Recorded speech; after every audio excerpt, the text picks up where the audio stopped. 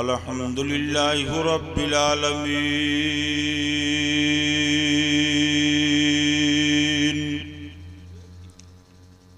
वस्सलातु वस्सलामु अला सय्यिदिल मुरसलीन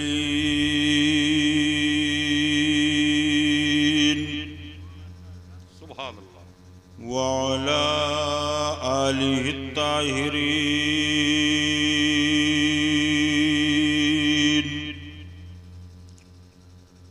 व सहाबिही अजमईन अम्मा बाद फ़ौज़ बिल्लाहि मिनश शैतानिर रजीम बिस्मिल्लाहिर रहमानिर रहीम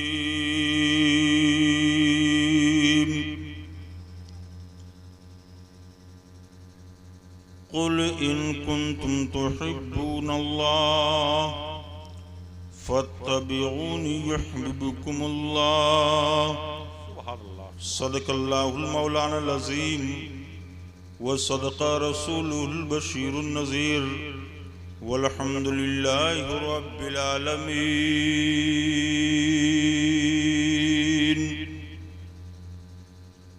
लाइक़ सद एहतराम उलमाए अहले सुन्नत काबिल कदर सामईन हज़रात, आइए हम और आप सबसे पहले अक़ीदत व मोहब्बत के साथ अपने और सारी कायनात के मरकज़ी अक़ीदत हुज़ूर रहमतुल लिल आलमीन शफ़ीउल मुज़नबीन दोनों आलम के मालिक व मुख्तार सुनहरी जालियों में आराम फरमाने वाले आका हम ग़ुरबाए अहले सुन्नत के मददगार जनाबे अहमद मुज्तबा हुज़ूर मुहम्मदुर रसूलुल्लाह सल्लल्लाहु ताला अलैहि वसल्लम के दरबार पुरनवार में बावाज़ बुलंद दरूद शरीफ का तोहफ़ा पेश फरमाएँ। पढ़िए बावाज़ बुलंद अल्लाहुम्मा सल्ली अला सय्यदना व शफ़ीअना हबीबना मौलाना मुहम्मदिन बारिक वसल्लिम सलातो व सलामन अलैका या रसूलल्लाह सल्लल्लाहु ताला अलैहि वसल्लम।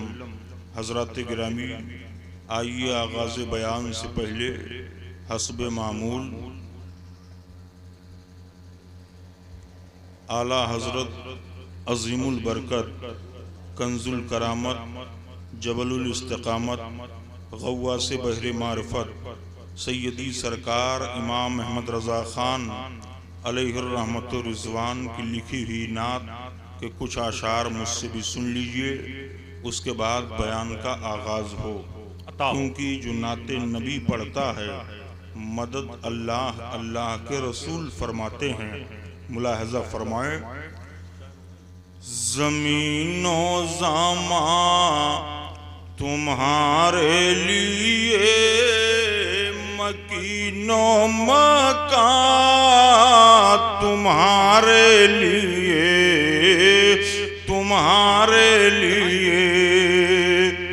ज़मीनो ज़मा तुम्हारे लिए मकीनो मकान तुम्हारे लिए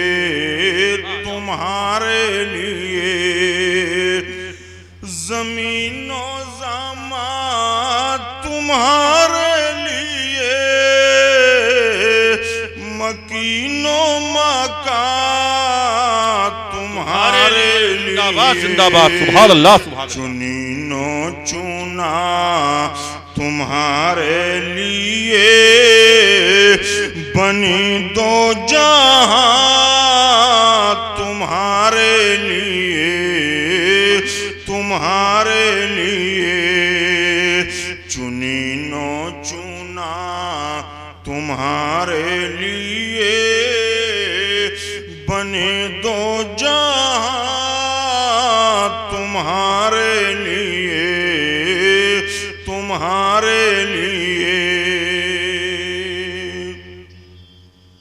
दहन में ज़बां तुम्हारे लिए बदन में है जान तुम्हारे लिए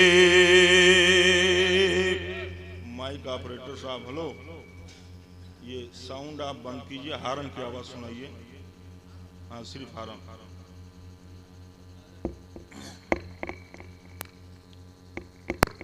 हेलो हेलो, आवाज बढ़ाइए। हेलो हेलो हेलो हेलो, बस ठीक है, इसी बढ़ा दीजिए आवाज, जितना बढ़ने के लायक को बढ़ाइए। दहन में ज़बां तुम्हारे लिए, बदन में है जान तुम्हारे लिए, तुम्हारे लिए। बिल्कुल आप इसको बंद कर दीजिए। हाँ, सिर्फ हारन बजाइए।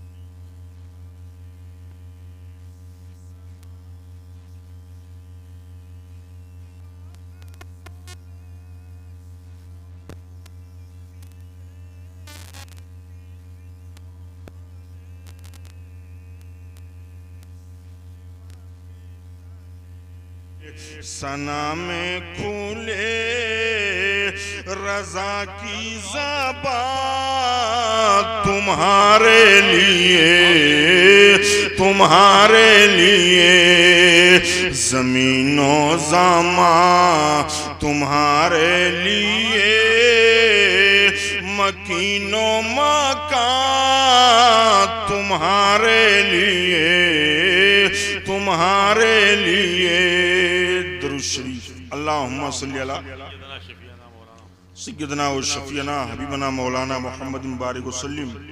सलातो व सलामन अलैका या रसूलल्लाह सल्लल्लाहु ताला अलैहि वसल्लम।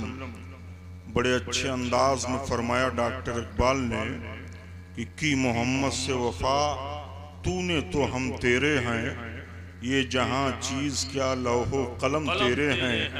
मोहम्मद की मोहब्बत दीन हक की शर्त अव्वल है, इसी में हो अगर खामी तो सब कुछ नामुकम्मल है। हजरात, मैंने आयत करीमा तिलावत करने का शरफ हासिल किया। अल्लाह रब्बुल इज्जत कुरान अजीम में इरशाद फरमाता है, कुल इन कुंतुम तुहिब्बूनल्लाह फत्तबिऊनी युहब्बुकुमुल्लाह। अल्लाह फरमाता है, ए मेरे महबूब आप फरमा दीजिए कि अल्लाह को अगर अपना दोस्त रखना चाहते हो तो मेरी इत्तिबा करो, मेरी फरमा बरदारी करो, अल्लाह तुम्हें अपना दोस्त रखेगा। हजरात, पता यहीं से चला कि रसूल की मोहब्बत का नाम असले ईमान है और जाने ईमान है। जिसके दिल में नबी की मोहब्बत है उसके दिल में ईमान है, और जिसके दिल में ईमान है उसका ठिकाना जन्नत है। जिसके दिल में नबी की मोहब्बत नहीं उसके दिल में ईमान नहीं, और जिसके दिल में ईमान नहीं उसका ठिकाना जहन्नम है। आप सिरे से लेकर के चलें, रब ताला के फरमान को अपने जहन में रखें। रब फरमाता, महबूब आप फरमा दीजिए कि अल्लाह को अगर अपना दोस्त रखना चाहते हो तो मेरी इत्तिबा करो, मेरी फरमा बरदारी करो, अल्लाह तुम्हें अपना दोस्त रखेगा। अब हमें और आपको पता ये लगाना है कि नबी से मोहब्बत किस तरह करनी चाहिए।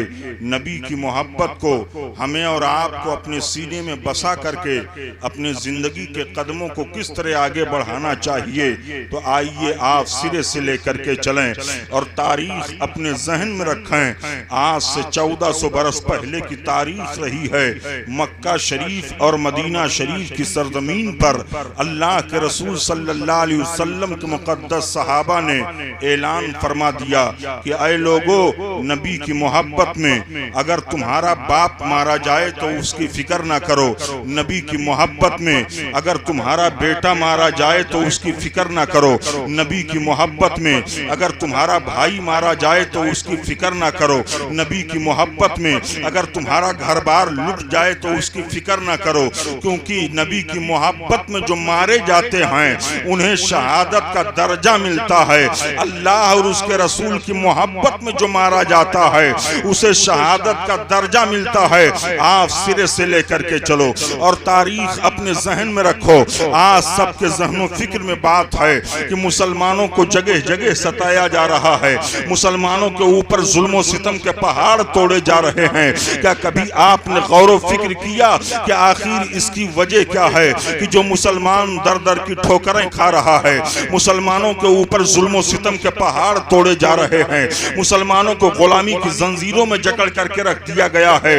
आखिर इसकी वजह क्या है? तो इसकी सिर्फ और सिर्फ वाहिद वजह यह है कि जब तक मुसलमानों के दिलों में नबी की मोहब्बत बसी हुई थी तब तक उससे दुनिया के लोग डरते थे, बादशाह उससे डरता था, रियाया उससे डरा करती थी। आज यही वजह है कि नबी की मोहब्बत सीने में नहीं रह गई है।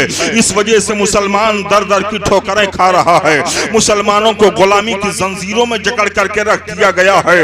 लेकिन आप जरा तारीख सहाबा उठा करके देखो तो आपको पता चलेगा कि अल्लाह के रसूल सल्लल्लाहु अलैहि वसल्लम के मुकद्दस सहाबा की जिंदगी किस तरह से गुजरी है, आकाए करीम की मोहब्बत उनके सीने में किस तरह बसी हुई थी। तारीख बता रही है कि अल्लाह के रसूल सल्लल्लाहु अलैहि वसल्लम जिन कामों को करने के लिए सहाबा को हुक्म दे दिया करते थे, सहाबा उन कामों को दिलो जान से अंजाम दिया करते थे, और जिन कामों से अल्लाह के हबीब मना फरमा देते सहाबा उन कामों से रुक जाया करते थे। यही वजह है कि सहाबा की शानो फजीलत बहुत ही बुलंदो बाला है। इसीलिए तो कहने वाले ने कहा कि तुम सहाबा की शानो फजीलत समझना चाहते हो, खुदा की कसम सहाबा की शानो फजीलत का मामला तो ये है कि सहाबा वो सहाबा जिनकी हर सुबह ईद होती थी और नबी का जिक्र करते थे, नबी की दीदी होती थी। अल्लाह अल्लाह, वो आकाए करीम सल्लल्लाहु अलैहि वसल्लम के मुकद्दस सहाबा हैं जिनकी शानो फजीलत बहुत ही बुलंदो बाला है, जिन्होंने कलमा पढ़ा है तो कलमे वाले को देखा है, जिन्होंने दुरूद पढ़ा है तो काले काले जुल्फ वाले की जियारत की है, जिन्होंने नमाज पढ़ी है तो आकाए करीम सल्लल्लाहु अलैहि वसल्लम की 63 साल जिंदगी को अपने माथे की निगाहों से मुलाहजा किया है। कुर्बान जाओ अल्लाह के रसूल के मुकद्दस सहाबा पर। आकाए करीम के सुबह को भी देख रहे हैं, शाम को भी देख रहे हैं। अल्लाह के रसूल सल्लल्लाहु अलैहि वसल्लम के मुकद्दस सहाबा की शानो फजीलत बहुत ही बुलंदो वाला है। आइए आप देखते हुए चलें। बात मोहब्बत रसूल की आ गई तो मैं अर्ज करता हुआ चलूं प्यारे, मक्का शरीफ की सरजमीन है। अल्लाह के रसूल सल्लल्लाहु अलैहि वसल्लम एक मौका पर जंग के ऐलान फरमाते हैं, ऐ लोगों चलो सब के सब जंग के लिए। तो मक्का शरीफ के हर हर घर से आवाज आ रही है, लब्बैक या रसूल अल्लाह मैं हाजिर हूँ, या रसूल अल्लाह मैं हाजिर हूँ। लेकिन उसी मक्का की सरजमीन पर एक खातून रहती थी। उन्होंने जब अल्लाह के रसूल सल्लल्लाहु अलैहि वसल्लम का ऐलान सुना तो उनका कलेजा दहल गया। बारगाह मौला में अपने दोनों हाथों को दराज करके अरीजा पेश करती हैं, ए मेरे परवरदिगार तेरे महबूब ने जंग के लिए ऐलान फरमाया है। ए मेरे परवरदिगार मेरे शौहर तो पहले ही मैदान जंग में शहीद हो चुके हैं। ए मेरे परवरदिगार मैं किसको भेजूं तेरे महबूब का साथ देने के लिए? मेरे पास 10 या 12 साल का बच्चा मौजूद है। गैब के पर्दे से आवाज आती है, ये खातून परेशान होने की जरूरत नहीं है। अगर तेरा शौहर मौजूद नहीं है तो तू अपने बच्चे ही को जंग के लिए भेज दे। तारीख बता रही है कि खातून अपने बच्चे को बुलाती है और बुला करके मोहब्बत से नहलाया। उसके बाद एक नया कपड़ा पहना करके बारगाह रसूल की तरफ रवाना कर दिया। बच्चा चंद ही कदम चला था, माँ ने कहा बेटा करीब आ जा। बच्चा मुड़ करके देखता है, अर्ज करता अम्मी क्या तुम मुझे मैदान जंग में जाते हुए देख करके डर गई हो? माँ कहती है कि बेटा मैं तुझे मैदान जंग में जाते हुए देख करके नहीं डरी हूँ, बल्कि एक वसीयत करनी चाहती हूँ। वो वसीयत ये है कि बेटा जो सर घर से लेकर के जा रहे हो ये नबी के नाम पर कुर्बान कर देना। इस सर को घर वापस लेकर के मत लौटना। वो बच्चा अपने माँ के वसीयतों को अपने ज़हनो फिक्र में बसा करके बारगाह रसूल की तरफ बढ़ा है। तारीख बता रही है कि अल्लाह के रसूल सल्लल्लाहु अलैहि वसल्लम तमाम सहाबा को लाइन से खड़ा कर रहे थे। ये बच्चा भी पीछे से जमात में शामिल हो गया। आकाए करीम की निगाह नबूवत देख लेती है। अल्लाह के रसूल सल्लल्लाहु अलैहि वसल्लम ने बढ़ करके अपना नबूवत वाला हाथ उस बच्चे के सर पर रखा और शाबाशी दिया। इरशाद फरमा बेटा अभी बच्चों पर जिहाद फर्ज नहीं है, इसलिए अभी तुम जंग के लिए नहीं जा सकते हो। बच्चा जैसे ही इतना सुनता है ज़ारो कतार रोने लगा। बारगाह रसूल में अर्ज गुजार होता या रसूल अल्लाह मैं अपने माँ से वादा कर चुका हूँ, या रसूल अल्लाह मेरी माँ ने वसीयत की है कि बेटा जो सर घर से लेकर के जा रहे हो ये नबी के नाम पर कुर्बान कर देना। या रसूल अल्लाह मुझ पर आप करम फरमाएं। ऐसे अंदाज से बच्चा अर्ज करता है कि अल्लाह के रसूल सल्लल्लाहु अलैहि वसल्लम ने अपने रहमो करम से उस बच्चे को भी जमात में शामिल फरमा लिया। तारीख बता रही है कि जब मार्के जंग यानी जंग का नक्शा निगाहों के सामने आता है, जंग छिड़ी है तो बहुत सारे सहाबा उस जंग में शहीद हुए। ये बच्चा भी लड़ते रहा, इसे भी शहादत का दर्जा मिल जाता है। खातून को इत्तला मिली कि मेरा बेटा मैदान जंग में शहीद हो चुका है। खातून अपने बच्चे की लाश को तलाश करने के लिए मैदान जंग में पहुंच गई। कई लाशों के तले उस बच्चे की लाश दबी हुई थी। खातून अपने बच्चे की लाश को उठाती है और उलट पलट करके देखती है, वहां कुछ लोग मौजूद थे। कहा माँ क्या देख रही हो? खातून कहती है मैं ये देख रही हूँ कि मेरे बेटे के अगर पीठ पर ज्यादा जख्म आए होंगे तो मैं रब की बारगाह में अरीजा पेश कर दूंगी। ए मेरे परवरदिगार मेरा बच्चा मैदान जंग से भाग रहा था, इसके पीछे से वार किया गया है और अगर इसके सीने पर ज्यादा जख्म आए होंगे तो मैं रब की बारगाह में अरीजा पेश कर दूंगी। ए मेरे परवरदिगार आज मेरे बेटे ने तेरे महबूब की मोहब्बत में अपनी जान को कुर्बान कर दिया है। तारीख बता रही है कि खातून जो अपने बच्चे के सीने को देखती है तो 70 तीर के जख्म लगे हुए थे। खातून के दोनों हाथ उठ गए रब की बारगाह में और अर्ज करती है मेरे परवरदिगार आज मेरे बेटे ने मेरे दिल को खुश कर दिया। ए मेरे परवरदिगार आज मेरे बेटे ने तेरे महबूब की मोहब्बत में अपनी जान को कुर्बान कर दिया है। आज मेरे बेटे ने तेरे महबूब के नाम पर अपनी गर्दन को कटा दिया है। प्यारे हमें और आपको इस वाक़ये से सबक मिल रहा है कि अगर नबी की मोहब्बत में अगर तुम्हारा बाप मारा जाए तो उसकी फिक्र ना करो, नबी की मोहब्बत मोहब्बत में अगर तुम्हारा भाई मारा जाए तो उसकी फिक्र ना करो, नबी की मोहब्बत में अगर तुम्हारा घर बार लुट जाए तो उसकी फिक्र ना करो। करबला की सरजमीन से जहां से हजरत इमाम अली मकाम रज़ी अल्लाह तआला अन्हु ने दस्तूरे जिंदगी का हमें और आपको सारा पैगाम अता फरमाया है, वहीं से एक अज़ीमुश्शान पैगाम ये भी नश्र फरमा रहे हैं। ए मेरे नाना के उम्मतियों, तुम किसी भी माहौल में घिरे रहो लेकिन कभी भी नाना की मोहब्बत पर आंच ना आने देना।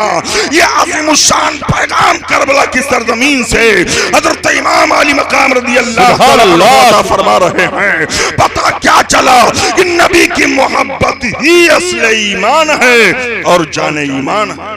नारे तकबीर, नारे रिसालत, उर्से मुकद्दस, मसलके आला हजरत जिंदाबाद। बात समझ में आ रही है? वो कल की खातून थी जो अपने बच्चों को मैदाने जंग में जाते हुए देखती थी तो खुशी से मुस्कुराया करती थी। अपने बच्चों को अगर बचपन में तरबियत देती थी तो अच्छी तरबियत दिया करती थी। और आजकल के माँ बहनों का मामला क्या है कि अपने बच्चों के लबों पर गीत और गाने सुनती हैं तो हंसती हैं।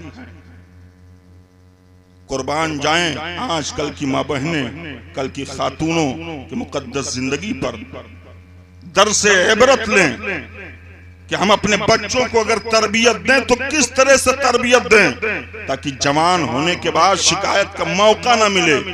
वो कल की खातून थी कि अपने बच्चों को बचपन में तरबियत देती थी और अब बचपन में अपने बच्चों को सुलाती थी तो अपने मौला का नाम याद दिलाया करती थी और कहा करती थी, मेरे लाल तो सो जाओ या मुस्तफा कहते कहते और खुले आँख सल्ले अला कहते कहते, अला कहते कहते। इन बातों को दोहराने का सिर्फ और सिर्फ मकसद यही है कि एक सबक मिले आजकल के माँ बहनों को जिंदगी गुजारने का कि अपने बच्चों को तरबियत दें बचपन में तो किस तरह से तरबियत दें। जब बचपन में अपने बच्चों को तरबियत आप अच्छी दोगे तो जवान होने के बाद आपको शिकायत का मौका नहीं मिलेगा। जवान होने के बाद वो जिस भी सोसाइटी में रहेगा अपने अल्लाह को याद करेगा, खलवतो जलवत में रहेगा अल्लाह को याद करेगा, अपने या गैर में रहेगा अल्लाह को याद करेगा, क्योंकि बचपन में उसने अपने मौला का नाम सुना है। तो बात चल रही थी मोहब्बत रसूल की। आकाए करीम सल्लल्लाहु अलैहि वसल्लम की मोहब्बत ही असले ईमान है और जाने ईमान है।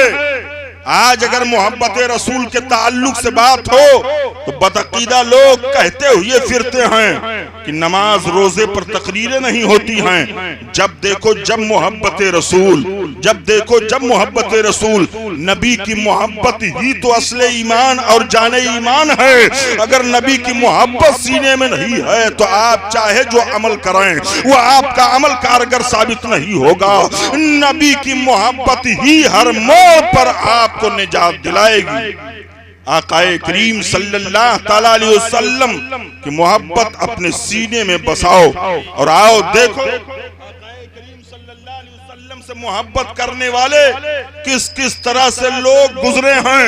वाकया सुनाना मकसद नहीं है बल्कि जो बात आपके ज़हनो फिक्र में उतारना चाहता हूँ उस नतीजे पर गौर फरमाइए।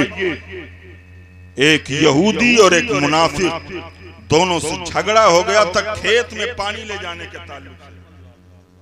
ये मामला पहुंचा अल्लाह के रसूल सल्लल्लाहु अलैहि वसल्लम की बारगाह में। मामला रखा गया, पैगंबर इस्लाम ने फैसला फरमा दिया यहूदी के हक में, क्योंकि हक उसी का होता था। और ये शुरू से मजहब इस्लाम का कानून है कि जहां पर हक की बात आए वहां पर जातो पात नहीं देखा जाएगा बल्कि जिसका हक होता है उसको हक दिया जाएगा। अल्लाह के रसूल ने फैसला फरमा दिया यहूदी के हक में। तो जो मुनाफिक था बज़ाहिर रसूलुल्लाह का कलमा पढ़ता था वो कहने लगा यहूदी कहा, हाँ कहा हम फैसला नहीं मानेंगे। कहा तब, कहा चलो हजरत उमर फारूक आजम की बारगाह में। कहा अजीब पागल आदमी हो, पैगंबर इस्लाम ने फैसला मेरे हक में कर दिया और अब कह रहे हो उनके पास चलो जो सरकार के उम्मती हैं, सरकार का कलमा पढ़ रहे हैं। कहा नहीं, तुम्हें चलना पड़ेगा। कहा ठीक है चलो। दोनों पहुंचे हजरत उमर फारूक आजम की बारगाह में। मामला रखा गया। यहूदी ने कहा हुजूर आपकी बारगाह में मामला आने से पहले पहले पैगंबर इस्लाम की बारगाह में मामला जा चुका है और पैगंबर इस्लाम ने फैसला मेरे हक में कर दिया, आप इनसे पूछिए। हजरत उमर फारूक आजम ने फरमाया क्यों, सही है? कहा हाँ सही है। कहा फिर मेरे पास क्यों आए? कहा हुजूर मैं फैसला आपसे लेना चाहता हूँ। तो हजरत उमर फारूक आजम ने फरमाया ठीक है ठहरो, मैं फैसला किए देता हूँ। जोश और अकीदत और मोहब्बत देखो। हजरत उमर फारूक आजम रदी अल्लाह तआला अन्हु घर के अंदर गए, तलवार उठाई, फिजा में बुलंद किया और एक ही वार किया। उस वार में मुनाफिक की गर्दन उसके तन से जुदा हुई लाश तड़पने लगी। पूरे मदीना में शोर मच गया कि हजरत उमर इब्ने खत्ताब रदी अल्लाह तआला अन्हु ने एक कलमा पढ़ने वाले मुसलमान को कत्ल कर दिया। और जब अल्लाह के रसूल सल्लल्लाहु अलैहि वसल्लम को इत्तला मिलती है तो आका इरशाद फरमाते उमर मोमिन को नहीं कत्ल करेंगे। और जब जायजा लेने के लिए अल्लाह के रसूल सल्लल्लाहु अलैहि वसल्लम हजरत उमर फारूक आजम के घर की तरफ तशरीफ लेकर के चले तो रब ताला ने अपने महबूब पर वही नाजिल फरमा दिया कि महबूब जो तुम्हारा फैसला न माने वो मोमिन है ही नहीं। महबूब जो तुम्हारा फैसला न माने वो मोमिन नहीं है। अब आप जरा तसल्ली का हाथ सीने पर रख करके सोचो और मुझे बताओ, उसने नबी के एक फरमान का इनकार किया तो रब फरमाता महबूब जो तुम्हारा फैसला ना माने वो मोमिन नहीं है। और आज कितने नबी के फरमानों को आप ठुकराए बैठे हो और दावा करते हो कि हम मुसलमान हैं। सुनो कितने नबी के फरमानों को आपने ठुकरा दिया। मुस्लिम शरीफ की हदीस है और मुस्लिम शरीफ वो किताब है कि बाज वजूह में मुहद्दिसीन फरमाते हैं कि मुस्लिम शरीफ बुखारी शरीफ से अफजल है। उस मुस्लिम शरीफ की हदीस है, आका इरशाद फरमाते हैं व इय्याकुम व इय्याहुम वला यदुल्लूनकुम वला यक्तुलूनकुम वला तुआकिलुहुम वला तुशारिबुहुम वला तुसल्लु माअहुम वला तुसल्लु अलैहिम वला तुजालिसुहुम वला तुनाकिहुहुम। आका इरशाद फरमाते हैं कि बदअकीदा लोगों से दूर रहो, ऐसा ना हो कि वो तुम्हें गुमराह कर दें और फितनों में डाल दें। अल्लाह के रसूल सल्लल्लाहु अलैहि वसल्लम ने इरशाद फरमाया कि बदअकीदा लोगों से दूर रहो, ऐसा ना हो कि वो तुम्हें गुमराह कर दें और फितनों में डाल दें। और आका फरमाते हैं कि उनके साथ नमाज ना पढ़ो। अब मैं आप लोगों से पूछना चाहता हूं, क्या कोई गैर मुस्लिम के पीछे नमाज पढ़ने के लिए जाता है? नहीं, बल्कि सरकार के फरमान से पता चल रहा है कि कुछ ऐसे बदअकीदा लोग होंगे जिनके पीछे नमाज पढ़ने से आका मना फरमा रहे हैं। आका इरशाद फरमाते हैं उन पर नमाज जनाजा ना पढ़ो। और आका फरमाते हैं उनके साथ उठो बैठो ना उन्हें कुछ पिलाओ ना उनसे कुछ पियो। आका फरमाते हैं उनसे बियाह शादी ना करो। शादी बियाह का माहौल अब तो आए दिन होते रहते हैं, लेकिन आज कल मुसलमान रोटी और बोटी के चक्कर में बिक जाता है। मुसलमानों तुम बिकने ही के लिए आए हो, लेकिन खुदा के वास्ते रोटी और बोटी के चक्कर में मत बिको। अगर तुम्हें बिकना है तो करबला वाले फातिमा के लाल पर बिको। जब करबला वाले फातिमा के लाल पर बिकोगे तो तुम्हारा भी बाजू इस्लाम के लिए तड़पेगा, तुम्हारी भी जवानी इस्लाम के लिए तड़पेगी, तुम्हारा भी बचपना इस्लाम के लिए तड़पेगा।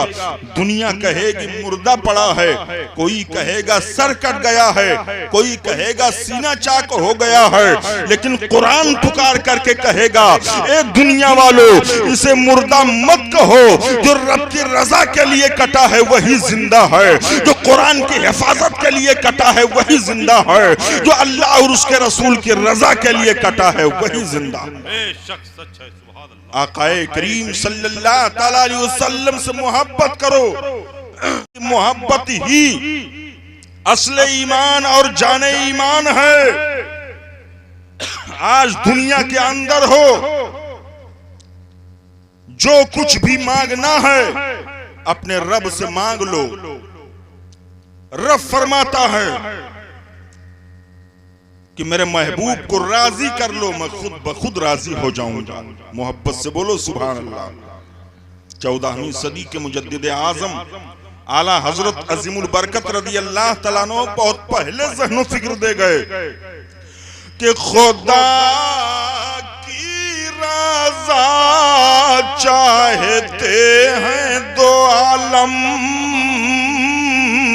और खुदा चाहता है रज़ाए मोहम्मद, रज़ाए मोहम्मद।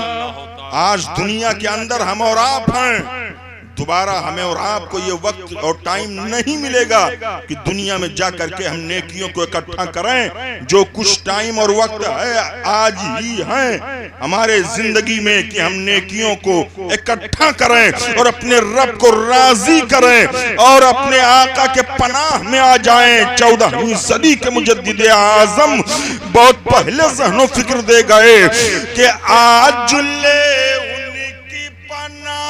आज मदद मांगुन से, बोलिए सुभान अल्लाह सुभान अल्लाह। आज ले उनकी पनाह, आज मदद मांगुन से, और कल न मानेंगे कयामत में अगर मान गया, कयामत में अगर मान गया। अल्लाह आकाए करीम सल्लल्लाहु अलैहि वसल्लम की मोहब्बत ही असले ईमान और जाने ईमान है। आकाए करीम सल्लल्लाहु अलैहि वसल्लम से मोहब्बत करने वाले किस किस तरह से लोग गुजरे हैं आप जहन में रखो, मालूमात में इजाफा होगा, सुनते हुए चलाएं। सन 1932 का दौर है। एक शख्स ने लिख दिया आका की बारगाह में, रंगीला रसूल माज़ल्लाह रब्बिल आलमीन, बोलो माज़ल्लाह। इस पर कराची की अदालत में मुकदमा कायम किया गया। आज मुकदमे की आखिरी तारीख है, सब लोग देखने के लिए जा रहे हैं। एक नौजवान है जिसका नाम अब्दुल कय्यूम है, जो इक्का चला करके रोजी हासिल किया करता था। अब्दुल कय्यूम है, उसकी बूढ़ी माँ है। अब्दुल कय्यूम इक्का चलाता, उससे जो पैसे वसूल करता, खुद पेट भरता, अपने माँ की खिदमत करता। एक रोज सुबह सवेरे इक्का ले करके चौराहे पर अब्दुल कय्यूम पहुंचा। निगाह क्या देख रही है कि बहुत सारे लोग चौराहे पर इकट्ठा हैं। मामला अब्दुल कय्यूम ने मालूम किया। लोगों ने बताया अब्दुल कय्यूम क्या तुझे नहीं मालूम? कहा मुझे कुछ नहीं मालूम है। कहा एक शख्स ने नबी के शान में तौहीन करते हुए उसने लिख दिया रंगीला रसूल माज़ल्लाह रब्बिल आलमीन। उस पर कराची की अदालत में मुकदमा कायम किया गया है। आज उसी मुकदमे की आखिरी तारीख है, हम सब देखने के लिए जा रहे हैं। अब्दुल कय्यूम ने कहा कि मेरे नबी के शान में तौहीन की गई, मेरे नबी के शान में तो जब जब तौहीन की गई है तो तौहीन करने वाले को मार दिया गया है, तो उस पर मुकदमा कायम करके इंतजार नहीं किया गया है। लोगों ने कहा अब्दुल कय्यूम जल्दी कर और हम सबों को ले चलकर कराची की अदालत के करीब छोड़ दे। कहा ठीक है। सब लोग आकर के इक्का पर बैठ गए। अब्दुल कय्यूम ने इक्का लिया और बड़ी फुर्ती से आगे बढ़ा।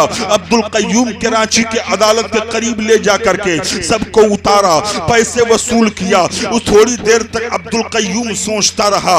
उसके बाद इक्का लिया, अपने घर पहुंचा, अपने माँ का चेहरा देखा, आंखें भीग गईं। मैंने कहा बेटा अब्दुल कय्यूम इतना जल्दी इक्का लेकर के क्यों वापस चले आए? अब्दुल कय्यूम ने कहा मेरा आखिरी सलाम ले लो, आखिर मामला क्या है? अब्दुल कय्यूम ने कहा कि तुम्हें मामला बाद में पता चलेगा। अब्दुल कय्यूम घर के अंदर गया और छुरा निकाला, अपने बगल में छुपाया और बेतहाशा भागता हुआ अब्दुल कय्यूम कराची की अदालत में पहुंच गया। अब्दुल कय्यूम क्या देखता है कि दोनों तरफ से वकला लगे हुए हैं, फाइल सामने रखी हुई है, बहस जारी है। एक वकील से मुखातब होकर के अब्दुल कय्यूम ने कहा कि वकील साहब क्या आप बता सकते हैं कि आखिर इसमें मुद्दई कौन और मुद्दा अलय कौन है? वकील ने कहा बेटा तुम्हें मालूमात हासिल करने की जरूरत क्या है? कहा वकील साहब आप बता दीजिए वो जमात किस कटघरे में है जिसने मेरे नबी के शान में तौहीन किया है? वकील ने बताया बेटा वो देखो जो बाईं जानिब कटघरा है उसमें वो लोग हैं जिन्होंने नबी के शान में तौहीन की है। वकील साहब क्या आप बता सकते हो कि उसमें वो फर्द कौन सा है? उंगली के इशारे से वकील ने कहा वो देखो जो धोती पहने हुए है, जिसकी तोंद निकली हुई है, वही वो शख्स है जिसने नबी के शान में तौहीन किया है। अब्दुल कय्यूम बड़ी फुर्ती से आगे बढ़ा। लोग समझ रहे थे कि ये भी देखना चाहता है। अब्दुल कय्यूम ने फुर्ती से छुरा निकाला और मारा खींच करके उसकी तोंद पर। उसकी तोंद फटी आती जमीन पर गिर जाती है। पूरे कराची में शोर मच गया कि अब्दुल कय्यूम ने कराची की भरी अदालत में एक शख्स का मर्डर कर दिया, कत्ल कर दिया। अब्दुल कय्यूम ने अपने दोनों हाथों को उठाते हुए कहा कि मुझे गिरफ्तार करो, मैंने कत्ल किया है, मुझे गिरफ्तार करो, मैंने कत्ल किया है। अब्दुल कय्यूम इकबाली मुजरिम था, गिरफ्तार कर लिया गया, जेल के अंदर डाल दिया गया। लोगों ने कहा बाहर से अब्दुल कय्यूम तो अपनी बयान में लचक पैदा कर दे, तेरी जमानत की जिम्मेदारी हम लेने के लिए तैयार हैं। तो अब्दुल कय्यूम ने जेल के अंदर से कहा था क्या लोगों आप लोगों के इस बात का मैं शुक्रगुजार हूं, मुझे कराची की जमानत नहीं चाहिए। मैंने गुस्ताख रसूल का मर्डर इसलिए नहीं किया है कि कराची की अदालत की जमानत मुझे मिल जाए, बल्कि गुस्ताख रसूल को मैंने इसलिए मारा है ताकि कल क़यामत के दिन मुझे मेरे आका सल्लल्लाहु अलैहि वसल्लम की शफाअत हासिल हो जाए। मुझे कराची की अदालत की जमानत नहीं चाहिए, बल्कि मैदान महशर में मुझे मेरे आका की शफाअत चाहिए। इकबाली मुजरिम था अब्दुल कय्यूम, फांसी दे दी जाती है। तारीख बता रही है कि जब अब्दुल कय्यूम की फांसी हुई, शरीयत और सुन्नत के मुताबिक जनाजा तैयार किया गया। 25 लाख का मजमा था अब्दुल कय्यूम की नमाज जनाजा में। लोगों ने शिरकत की और सवाबे दारैन से माला माल हुए। अब्दुल कय्यूम के लिए तमाम बूढ़े अपनी कांपती हुई जबानों से रब की बारगाह में दुआ कर रहे हैं। तमाम बच्चे अपनी तूतली जबानों से अब्दुल कय्यूम के लिए दुआ कर रहे हैं। तमाम औरतें अपने आंचलों के अंदर से हाथों को उठा करके अब्दुल कय्यूम के लिए दुआ कर रही हैं। ए मेरे परवरदिगार, अब्दुल कय्यूम के कब्र पर रहमत व अनवार की बारिश नाजिल फरमा। अब्दुल कय्यूम के कब्र को हारो फूल से ढांप दिया जाता है। ये वाकया बयान करने की जरूरत क्यों महसूस हुई? ताकि लोग अजमत मुस्तफा को समझें। आकाए करीम सल्लल्लाहु अलैहि वसल्लम के आशिक अब्दुल कय्यूम को लोग सराहते रहे और साथों साथ नबी का इश्क भी बयान होता रहे। आकाए करीम सल्लल्लाहु अलैहि वसल्लम के आशिक इस तरह से होते हैं, जब नबी की मोहब्बत आपके सीने में होगी, आकाए करीम सल्लल्लाहु अलैहि वसल्लम से सच्ची मोहब्बत आप करोगे तो कभी भी अपने नबी के शान में गुस्ताखी बर्दाश्त नहीं करोगे। आकाए करीम सल्लल्लाहु अलैहि वसल्लम की मोहब्बत अपने सीने में बसाओ और बसा करके अपनी जिंदगी के कदमों को आगे बढ़ाओ तो इंशाअल्लाह हर मोड़ पर कामयाबी की मंजिलें अपने आप के कदमों को बोसा देती हुई नजर आएंगी। आज अगर मौत आ जाए सो जाओ, जायदाद पर आने वाली नस्ल कब्जा कर लेगी, कब्र की मिट्टी बह जाएगी, बचाने के लिए कोई नहीं आएगा। लेकिन कब्र के मुसीबत से अगर निजात दिला रहे हैं तो नबी दिला रहे हैं। कब्र के मुसीबत से अगर बख्शिश का परवाना मिल रहा है तो नबी की बारगाह से मिल रहा है। तुम कब्र में तन्हा लेटाए जाओगे, वहां तुम्हारा मददगार कौन होगा? आला हजरत फरमाते हैं कि जब मुर्दा कब्र में रख दिया जाता है तो फरिश्ते हाजिर होते हैं, सवाल पूछते हैं। 2 सवाल के बाद जब तीसरा तुमसे सवाल पूछेंगे, वो तीसरा तुम्हारी कब्र में कौन होगा? वो किसके जलवों की ताबानी होगी? वो किसके जलवों की रोशनी होगी? इमाम इश्क मोहब्बत फरमाते हैं कि फरिश्ते जो तीसरा सवाल तुमसे पूछेंगे वो आकाए करीम के ताल्लुक से पूछेंगे। तो जो नबी का दीवाना रहा होगा, जिसके दिल में नबी की मोहब्बत बसी रही होगी, जो अपने दिल में नबी की मोहब्बत को बसा करके इस दुनिया से गया होगा, वो अपने आका का दीदार कब्र के अंदर करने के बाद मचल जाएगा और बारगाहे रसालत में खराज अकीदत के तौर पर इस्तिगासा पेश करेगा। जिस तरह 14वीं सदी के मुजद्दिद आजम ने पेश किया है कि मुस्तफा जाने रहमत पे लाखों सलाम, शमे बज़्म हिदायत पे लाखों सलाम, शहरे आरे इरम ताजुदारे हरम, नौबहारे शफाअत पे लाखों सलाम। आकाए करीम सल्लल्लाहु अलैहि वसल्लम की जियारत कब्र के अंदर होगी इंशाअल्लाह। 14वीं सदी के मुजद्दिद आजम आला हजरत अजीमुल बरकत बहुत पहले ज़हनो फिक्र दे गए कि कब्र में लहराएंगे ताहशर चश्मे नूर के, और जलवा फरमा होगी जब तलत रसूलुल्लाह की, जलवा फरमा होगी जब तलत रसूलुल्लाह की। कब्र के अंदर आका की जियारत इंशाअल्लाह होगी। और बाज अल्लाह वालों ने तो दुनिया के अंदर ही अपने आका के दीदार से मुशर्रफ हो गए। इसलिए मैं अर्ज करूंगा कि परहेजगारी को भी अपनाओ ताकि जीते जी दुनिया के अंदर ही अपने आका के दीदार से मुशर्रफ हो जाओ। औरों का पयाम है और मेरा पयाम और है, आशिके दर्दमंद का तर्ज कलाम और है। सरकार शेर बे शेर सुन्नत का पैगाम अपने सीने से लगाओ कि प्यारे हबीब को पुकार, प्यारे नबी का नाम ले, दामने मुस्तफा में आ, पाए रसूल थाम ले। अस्सलामु अलैकुम व रहमतुल्लाह।